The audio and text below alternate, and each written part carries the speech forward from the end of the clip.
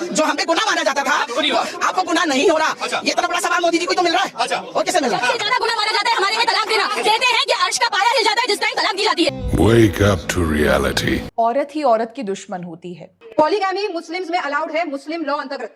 अगर कुरान में कोई चीज कही गई है उसको फॉलो करने के लिए अगर इम्प्लीमेंटेशन पाकिस्तान में लाया है तो भारत देश भी लाए और हम इसकी मांग करते हैं। ये आपने कई बार सुना होगा, लेकिन आपने इसकी रिपीटेड मिसाल देखी है। हाल ही में हमने सना मलिक पर एक वीडियो किया था जिसमें सना मलिक कहती है कि पॉलीगैमी यानी बहु विवाह इस्लाम में अलाउड है, तो मुस्लिम पर्सनल लॉ के अंतर्गत भारत में भी अलाउड होना चाहिए।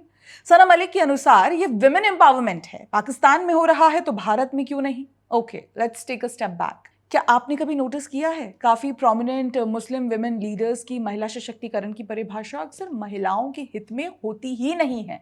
अगर आपकी शादी किसी से हुई है, आप उनसे बेहद ही प्रेम करते हैं, क्या आप चाहेंगे कि आपका पति 3 बार और शादी करे? चलिए जेंडर रिवर्स करके भी देख लेते हैं। क्या आप चाहेंगे कि आपकी पत्नी के 4 पति हों? चलिए सिर्फ बातें नहीं, इसका एक पूरा पैटर्न देखते हैं। ये सिर्फ सना मलिक तक सीमित नहीं है। जब जब देश में महिलाओं के अधिकारों या उनकी सुरक्षा के लिए बड़े कानूनी सुधार लाने की कोशिश हुई है, चाहे वो इंस्टेंट ट्रिपल तलाक को बैन करना हो या यूनिफॉर्म सिविल कोड यूसीसी के जरिए पॉलीगैमी बहु विवाह पर रोक लगाना हो, तब तब सबसे पहली और सबसे बुलंद आवाज उन्हीं महिला नेताओं की आई जिनको उन महिलाओं का प्रतिनिधित्व करना चाहिए था। आइए बात करते हैं ऐसी 5 प्रोमिनेंट विमेन लीडर्स की जिनकी राजनीति महिला सशक्तिकरण के नाम पर शुरू तो होती है, लेकिन आखिर में पर्सनल लॉ और वोट बैंक के नाम पर उनकी ही बलि चढ़ा दी जाती है। पहला और सबसे बड़ा नाम है डॉक्टर अस्मा जहरा का। ये all India Muslim personal law board की एग्जीक्यूटिव कमेटी की सदस्य हैं। And the bill is totally anti-women, anti-children, anti-social. A civil matter is made a criminal matter, and you have made it a cognizable offence. जब साल 2017 से 19 के दौरान पूरे देश में इंस्टेंट ट्रिपल तलाक को बैन करने की बहस चल रही थी, तब अस्मा जहरा ने पूरे देश में महिलाओं को सड़कों पर उतारा। उन्होंने बड़े बड़े मोर्चे निकाले और दावा किया कि करोड़ों मुस्लिम महिलाएं इस कानून के खिलाफ हैं। उनका तर्क क्या था? उनका कहना था कि 3 तलाक को क्रिमिनलाइज करना मुस्लिम मर्दों को टारगेट करने की साजिश है और शरीयत के मामलों में सरकार को दखल नहीं देना चाहिए। एक तरफ पीड़ित महिलाएं थानों के चक्कर काट रही थी और दूसरी तरफ एक महिला नेता उन्हीं के अधिकार के खिलाफ रैली कर रही थी। उसके बाद है जम्मू कश्मीर की प्रमुख नेता और पूर्व मुख्यमंत्री महबूबा मुफ्ती, जिन्होंने हमेशा खुद को एक मजबूत महिला नेता के रूप में पेश किया। लेकिन जब संसद में ट्रिपल तलाक बिल लाया गया तो उनकी पीडीपी पार्टी ने इसका पुरजोर विरोध किया। महबूबा मुफ्ती का बयान था कि शादी एक सिविल कॉन्ट्रैक्ट है और सरकार इस कॉन्ट्रैक्ट के टूटने पर मर्दों को जेल भेजकर मुस्लिम परिवारों को पूरी तरह से बर्बाद कर रही है। सोचिए, जो नेता महिलाओं के अधिकारों की बात करती है, उनका ध्यान इस बात पर नहीं था कि एक झटके में घर से निकाली गई महिला का क्या होगा, बल्कि इस बात पर था कि उनके समाज के मर्द को सजा क्यों मिल रही है। गुलबर्गा नॉर्थ से विधायक कनिज फातिमा साउथ इंडिया में एक जाना माना चेहरा है। जब कर्नाटक में हिजाब का विवाद हुआ या जब देश में यूनिफॉर्म सिविल कोड यूसीसी पर बहस तेज हुई तो कनिज फातिमा ने इसका सख्त विरोध किया।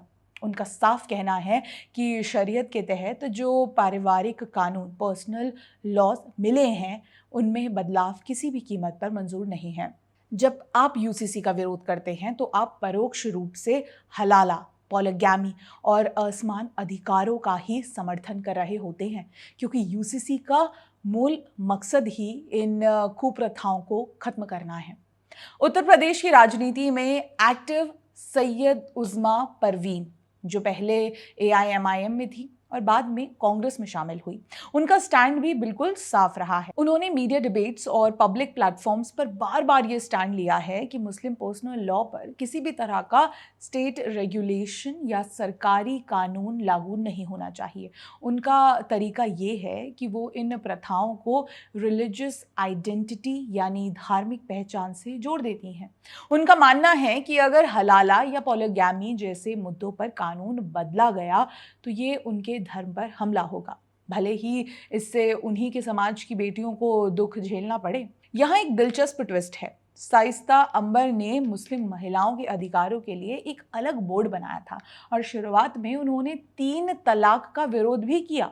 लेकिन जब बात आई हलाला और पॉलीगैमी जैसे मुद्दों की या पूरी तरह से यूनिफॉर्म सिविल कोड लागू करने की, तो उनका स्टैंड भी बदल गया। उन्होंने बयान दिया कि इस्लाम में पॉलीगैमी को लेकर बहुत ही स्ट्रिक्ट रूल्स हैं और ये हर कोई नहीं कर सकता, इसलिए इस पर पूरी तरह बैन लगाना गलत है। जब एक महिला एक्टिविस्ट भी कानूनी सुधार की जगह कंडीशन और नियम का बहाना बनाकर प्रथाओं को सही ठहराने लगे, तो समझ आता है कि समस्या कितनी गहरी है। तो अब सवाल ये उठता है कि ये महिला नेता और सो कॉल्ड इन्फ्लुएंसर्स ऐसा करती क्यों हैं? क्या इन्हें अपनी ही बहनों का दर्द नहीं दिखता? असल में ये पूरा खेल डबल स्टैंडर्ड्स और कन्वीनियंट फेमिनिज्म का है। अगर आप ध्यान से देखेंगे तो आपको इनके चेहरे बदलते हुए दिखाई देंगे। ये लोग आती तो हैं आम मुस्लिम महिलाओं को लीड करने, उनका चेहरा बनने, लेकिन इनकी अपनी ज़िंदगी और इनके भाषणों में ज़मीन आसमान का फ़र्क होता है दोस्तों। ये एलीट, पढ़ी लिखी और मॉडर्न नेता एक्टिविस्ट खुद तो हर तरह की आज़ादी इंजॉय करती हैं। ये अच्छे स्कूल कॉलेजों में पढ़ती हैं, कॉरपोरेट या राजनीतिक पावर के टॉप पर बैठी होती हैं, मॉडर्न कपड़े पहनती हैं और इनकी पर्सनल लाइफ पर कोई पाबंदी नहीं होती। लेकिन जब बात आती है आम मुफस्सिल या गरीब मुस्लिम महिलाओं की, तो ये उनके लिए पॉलीगैमी और हलाला जैसी सदियों पुरानी रस्मों और रिवायतों को सही ठहराने लगती हैं। यानी खुद के लिए मॉडर्न कानून और आम औरत के लिए वही पुराना दलदल। इसका सबसे बड़ा और ताज़ा उदाहरण हमें देखने को मिलता है हिजाब के मुद्दे पर। आपने कई ऐसे बड़े बड़े मीडिया पोर्टल्स की एंकर्स और प्रोमिनेंट कमेंटेटर्स को देखा होगा, जैसे आरफा खानम शेरवानी और उनकी तरह की कई मॉडर्न प्रोग्रेसिव दिखने वाली महिलाएं। जब कर्नाटक में हिजाब का विवाद हुआ तो इन लोगों ने पूरी ताकत से स्टूडियो में बैठकर कैंपेन चलाया कि हिजाब तो इस्लाम का सबसे ज़रूरी और कंपल्सरी हिस्सा है। लेकिन यहाँ एक सवाल ध्यान से सोचिए, जो लोग कैमरे पर आकर हिजाब को इस्लाम का अनिवार्य अंग बताते हैं, क्या वो खुद कभी हिजाब पहनती हैं? आरफा खानम शेरवानी या इन जैसे बाकी एलीट प्रोग्रेसिव खुद बिना हिजाब के पूरी तरह मॉडर्न और आज़ाद ख्यालों वाली लाइफ जीते हैं। लेकिन जब आम परिवारों की लड़कियों की बात आती है तो ये उन्हें उसी पुरानी सोच और कपड़ों के दायरे में बांधने के लिए पूरा जोर लगा देती हैं। ये लोग आम औरत को आगे बढ़ने से रोकती हैं, उन्हें बैकवर्डनेस में ही रखना चाहती हैं ताकि उनका इस्तेमाल हमेशा एक विक्टिम कार्ड और वोट बैंक की तरह किया जा सके। तो अगली बार जब आप इन हाई प्रोफाइल महिला नेताओं या एंकर्स को आकर कहें कि पॉलीगैमी या हिजाब उनका अधिकार है, तो उनसे बस एक सवाल पूछिएगा, अगर ये रिवायतें और ये कपड़े इतने ही सशक्तिकरण के प्रतीक हैं, तो आप खुद इन्हें अपनी ज़िंदगी में लागू क्यों नहीं करती?